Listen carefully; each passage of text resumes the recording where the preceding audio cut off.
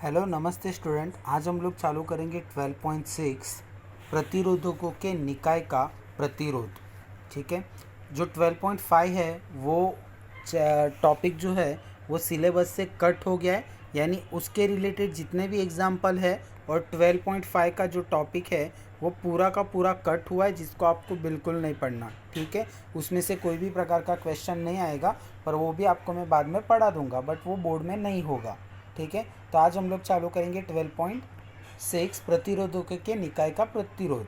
पिछले अनुभाग में हमने कुछ सरल विद्युत परिपथों के बारे में सीखा। हमने ये देखा किसी चालक से प्रवाहित होने वाली विद्युत धारा का मान किस प्रकार उसके प्रतिरोध तथा उसके सिरों के बीच विभव अंतर पर निर्भर करता है। हम लोगों ने देखा था किसी भी चालक से जो प्रवाहित होने वाली विद्युत धारा है उसका मान जो प्रतिरोध होता है और उसके सिरों के बीच का जो विभव अंतर होता है, यानी जो आर और विभव अंतर होता है उस पर वो डिपेंड करता है। विविध प्रकार के विद्युत उपकरणों तथा युक्तियों में हम प्राय प्रतिरोधकों के विविध संयोजन देखते हैं। इसलिए अब हम यह विचार करना है कि प्रतिरोधकों के संयोजन पर ओम के नियम को किस प्रकार हम लोग यूटिलाइज कर सकते हैं। प्रतिरोधकों के परस्पर संयोजित करने की दो विधियाँ हैं।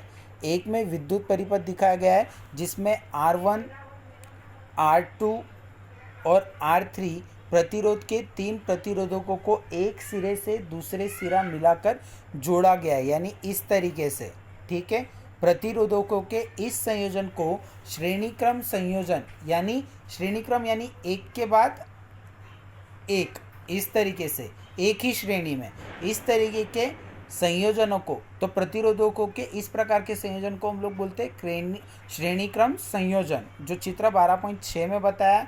और दूसरा जो है वो है पार्श्वक्रम संयोजन, यानी एक के नीचे इस तरीके से R1, ठीक है, R1 के नीचे R2 और R2 के नीचे R3, इसको बोलते हैं पार्श्वक्रम संयोजन, जो चित्र 12.7 में बताया है।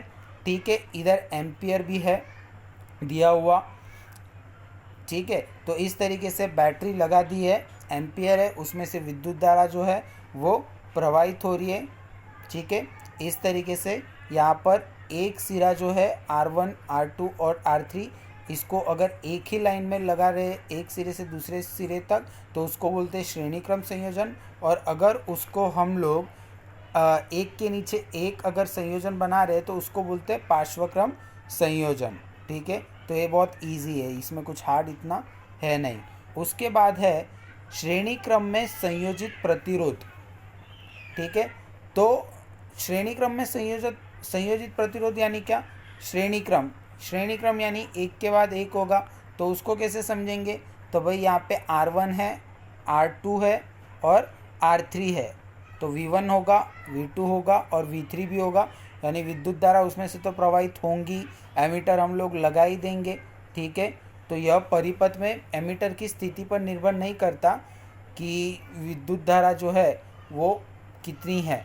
प्रतिरोधकों के श्रेणीक्रम संयोजन में परिपथ के हर भाग में विद्युत धारा जो है वो कैसी होती है? समान होती है, यानी अर्थात प्रतिरोध से समान विद्युत धारा प्रसारित होती है, यानी जितनी R1 में होगी उतनी R2, R3 में भी होगी। तो डायग्राम 12.8 वाला सेम श्रेणी क्रम वाला ही बताया गया है। अब हमको समझना क्या है, तो यही कि विभवांतर V अन्य तीन विभवांतरों V1, V2, V3 के योग के बराबर है, यानी V इज इक्वल टू क्या है? V1 plus V2 plus V3। क्यों तीन है विभवांतर? क्योंकि प्रतिरोध भी कितने? तीन है, यानी R1, R2 और R3। मान लीजिए चित्र 12.8 में दर्शाए गए परिपथ में प्रवाहित विद्युत धारा क्या है? I है। मान लेते हैं जो चित्र 12.8 है उसमें विद्युत धारा कितनी है? प्रवाहित विद्युत धारा I है। ठीक है, श्रेणी क्रम में जुड़े इन तीनों प्रतिरोधकों को एक ऐसे तुल्य एकल प्रतिरोध जिसका प्रतिरोध R है के द्वारा प्रतिस्थापित करना संभव है।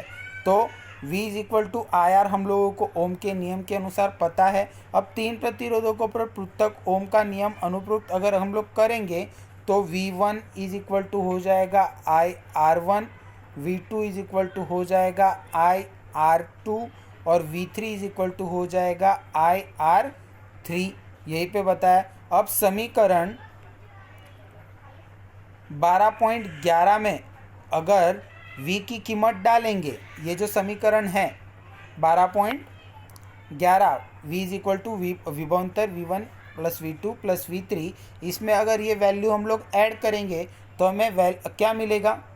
ठीक है, सबसे पहले तो V इज इक्वल टू क्या है, IR है ही 12.12 में, तो यहाँ पे V के जगह पे क्या लिख देंगे हम लोग, IR। V1 के जगह पे लिखेंगे IR1, V2 की जगह IR2 और V3 की जगह पे IR3। तो सूत्र बन जाएगा IR is equal to IR1 IR2 plus IR3, अथवा R is equal to R1 plus R2 plus R3। ठीक है, तो ये क्या है, सारे के सारे प्रतिरोध है। तो संयोजन में जो कुल प्रतिरोध होगा वो किसके बराबर होगा? ऑब्वियसली संयोजन का जो कुल प्रतिरोध R होगा वो R1 R2 और R3 के योग के बराबर होगा, प्लस के बराबर होगा। ठीक है, तो ये सिंपल सा आज का टॉपिक।